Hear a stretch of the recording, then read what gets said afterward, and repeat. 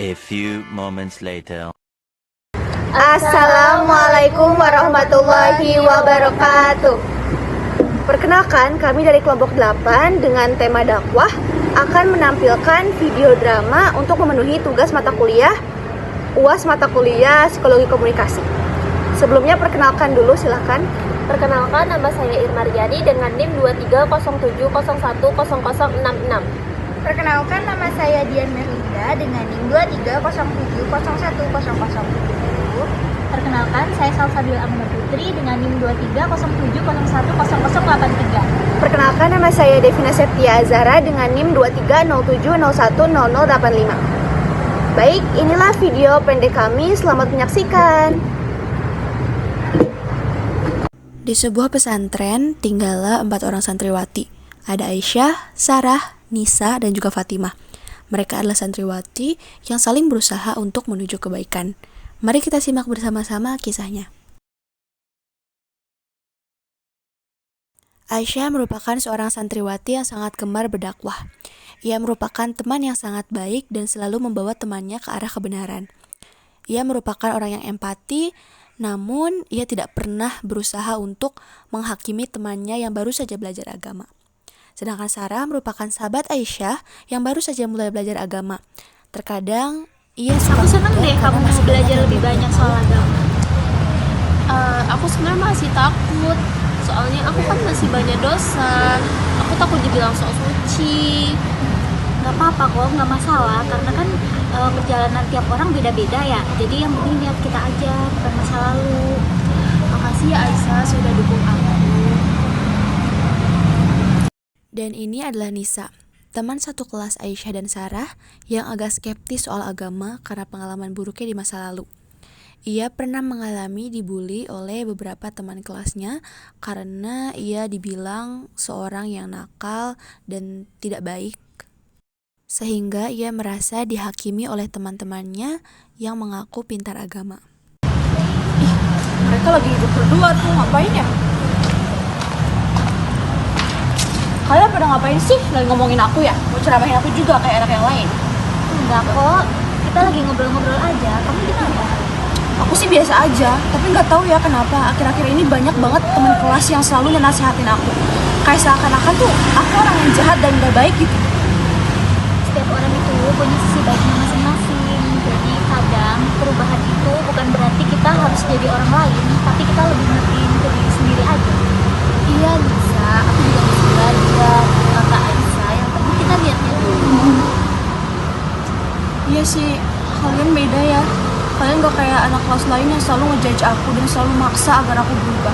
Terima kasih ya. Iya. Dan ini adalah Fatimah, salah satu teman yang bisa dibilang religius, namun terkadang ia seseorang yang langsung kritik tanpa memikirkan perasaan temannya. Kemudian Fatimah mendatangi Aisyah dengan wajah yang serius, hendak protes karena Aisyah yang tidak terlalu tegas kepada Nisa. Aisyah, aku gak paham kenapa kamu gak ngomong langsung ke Nisa. Kita tahu dia tuh udah terlalu jauh dari agama dan harusnya kita memperingati dia. Sebenarnya dakwah itu kan bukan cuma soal ngomong, tapi gimana pesan itu bisa sampai ke hati mereka. Jadi kalau misalkan kita terlalu keras, bisa-bisa mereka tambah menjauh loh. Aduh, tapi kita juga gak bisa lembek, Aisyah. Betul Fatimah, tapi kan kita juga harus mengikuti cara Rasulullah. Kalau Rasulullah kan dakwahnya dengan cara kelembutan. Kemudian Aisyah mengadakan kajian Islami bersama teman-temannya, yaitu Nisa, Sarah, dan Fatimah. Assalamualaikum teman-teman. Waalaikumsalam. Makasih ya udah datang. Hari ini kita mau ngobrolin tentang pentingnya hati yang lapang dalam menerima kebenaran. Baik, kalau gitu aku mau nanya dulu Aisyah. Kira-kira gimana ya cara kita mulai belajar agama? Tapi kita tuh nggak ngerti gimana cara mulainya. Mungkin bisa dari hal-hal yang kecil ya, kayak kamu harus sholat 5 waktu dengan tepat waktu tuh di awal waktu. Nah habis itu kamu juga bisa baca Al-Quran 1 ayat aja, yang penting hati kita ya tulus. Terima kasih Aisyah. Lulus. Nisa, aku minta maaf ya kalau dulu aku kasar banget. Aku cuma pengen yang terbaik buat kamu. Iya, nggak apa-apa kok. Aku juga, ya mungkin aku terlalu sensitif. Jadi aku juga maafin kamu. Aku juga minta maaf ya.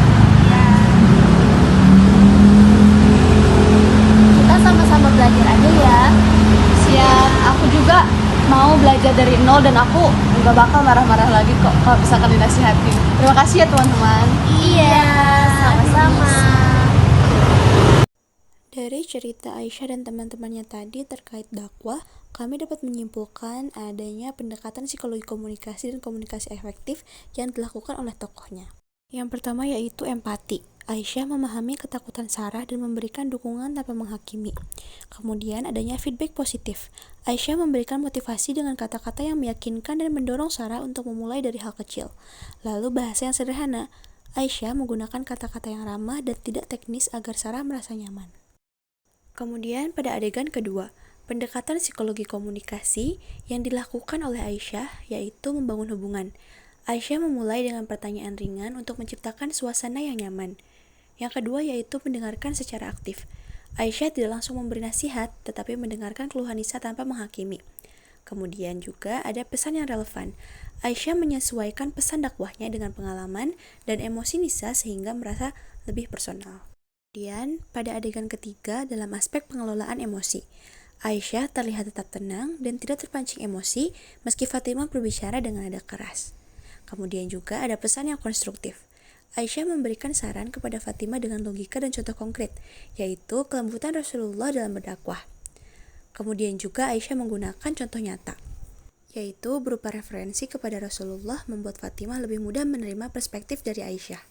Kemudian pada adegan 4, yaitu sebuah scene di mana teman-teman Aisyah melakukan kajian bersama. Yaitu Aisyah memberikan solusi praktis. Aisyah membantu Nisa dengan saran langkah kecil yang dapat dicapai, sehingga membuat Nisa merasa lebih percaya diri. Lalu memberi umpan balik. Fatimah menyadari kesalahannya dan meminta maaf, menciptakan hubungan yang lebih baik dengan Nisa. Kemudian menyampaikan pesan dengan hati-hati. Aisyah menggunakan nada lembut dan senyuman untuk menciptakan suasana diskusi yang nyaman. Kemudian, kami dapat menyimpulkan poin penting dalam komunikasi efektif, terutama dalam menyampaikan pesan melalui berdakwah. Poin pertama yaitu empati dan mendengarkan aktif. Kita perlu memahami kebutuhan dan emosi lawan bicara kita. Lalu, pesan yang relevan. Kita perlu menyampaikan dakwah dengan cara yang sesuai dengan latar belakang dan situasi dari penerima pesan. Lalu kita harus menggunakan bahasa yang sederhana dan ramah. Kita perlu menghindari istilah teknis atau nada yang menghakimi. Yang terakhir yaitu membangun hubungan. Kita dapat menunjukkan perhatian yang tulus agar penerima merasa dihargai dan tidak merasakan dihakimi. Sekian dari kami, terima kasih telah menonton. Wassalamualaikum warahmatullahi wabarakatuh.